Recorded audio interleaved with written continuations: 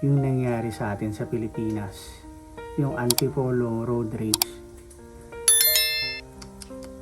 Dahil sa gitgitan sa kalsada mga boss. Nung una, nagsusuntukan lang sila, pinagtutulungan yung driver ng SUV.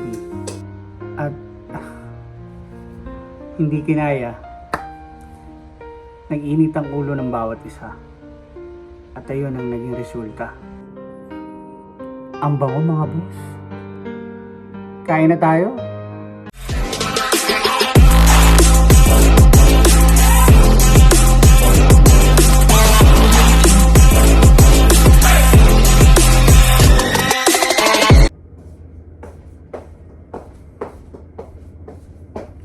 Kamusta mga boss? Nawa po ay safe ang bawat isa sa atin mga boss ngayong oras na to. Kung nasan man po kayo nandun ngayon. Lalo na po yung mga nasa kalsada. Yung mga nagdadrive ng 4-wheels, nagdadrive ng motor o nagbabike. Mag-iingat po kayo.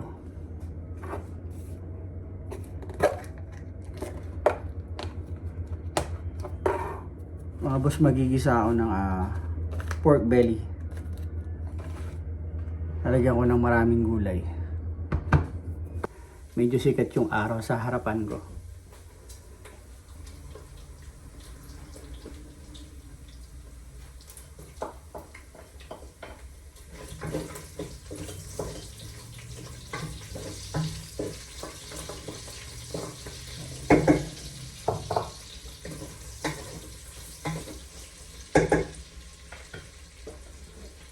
Alam niyo naman tayo, mahilig tayo sa gulay. Ilang araw ko nang sinusubaybayan yung nangyari sa atin sa Pilipinas. Yung Antipolo road rage na kung saan merong isa na nasawi. Nakakalungkot. At may mga ilang sugatan. Nung pinanood ko yung video, talagang yung driver ng SUV, pinagtutulungan siya ng 4 na rider ata yun. So siguro ngayon, nung nagigipit na siya, at siya ay dihado talaga sa away na yun, may kinuha siya sa loob ng sasakyan niya. At ayun na, napatukan niya yung isa ng malapitan at bumagsak. Tapos nagpapatok siya ulit at sa ilang patok niya may tinamaan pang isang babae. Yun na pala yung kasama niya sa sasakyan. At yung dalawa naman ay sugatan. Hanggang sa pumanaw na yung lalaking nabaril sa ulo ng malapitan.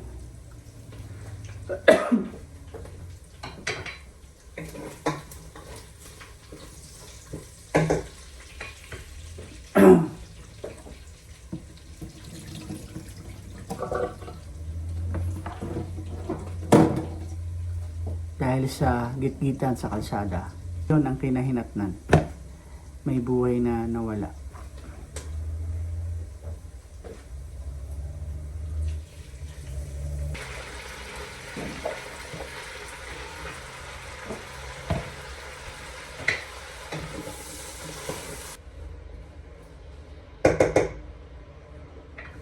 Lagyan natin ang paminta.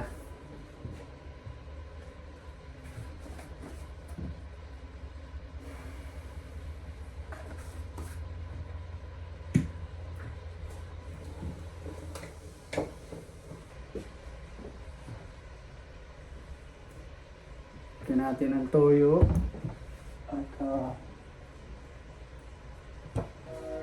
oyster sauce.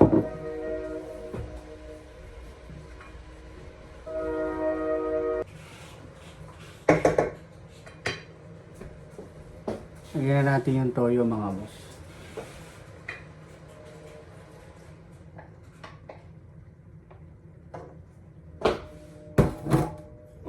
Atin yung yung oyster sauce.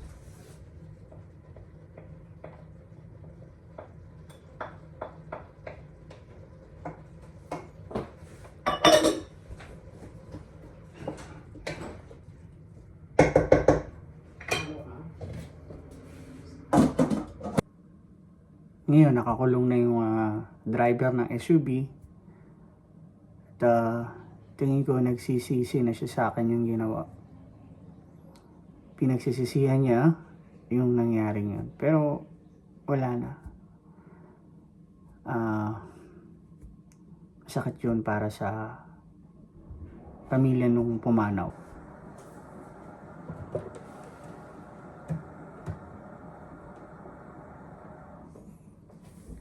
Kailangan talaga pag ikaw ay nagdadrive sa kalsada, maging mahinahon sa pagdadrive at habaan ng pasensya talaga.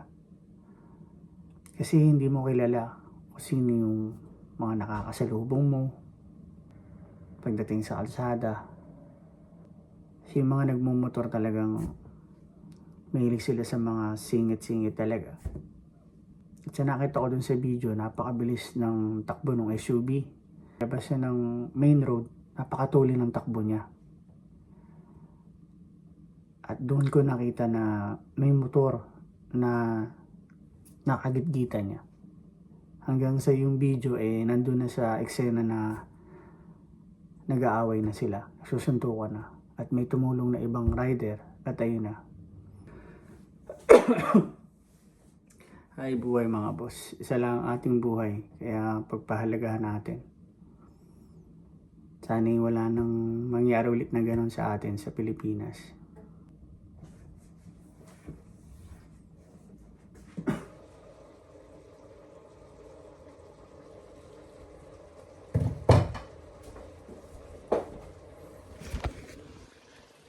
Ipakita ko sa inyo ang aking niluluto. Ayan na. Malapit na mga boss at kakain na tayo. Nakasaing na ako yun.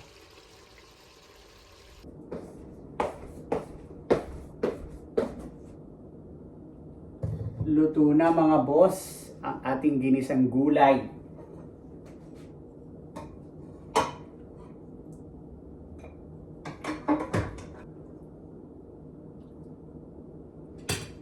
Ayan o. Ang bango mga boss. Nakakagutom. Kain tayo.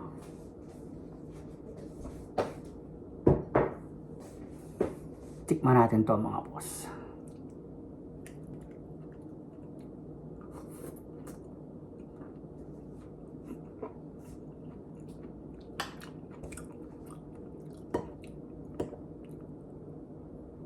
Kain tayo mga boss.